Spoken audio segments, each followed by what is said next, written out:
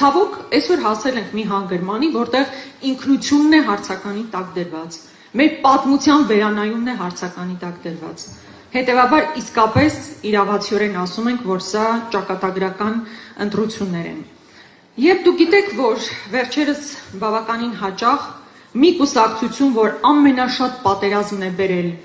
մեր ժողովրդին, խոսում է, որ եթե հանկարծ իրենք չընտրվեն, կարող է պատերազմ լինի։ Պատերազմի միագլուխ կուսակցություն ՔՊ-ն համարձակվում է որևէ այլ ուժի մեղադրել պատերազմ լինելու մեջ, ինչը ուղղակի եզակի ցինիզմ է, հատկապես մեր ուժին, ում առաջնորդի ժամանակահատվածում, պարոն նախագահի առաջնորդության ժամանակահատվածում ընդհանրապես պատերազմներ չեն եղել։ Այսօր ինչ են ասում, եկեք մեզ քվեարկեք, որ խաղաղություն լինի,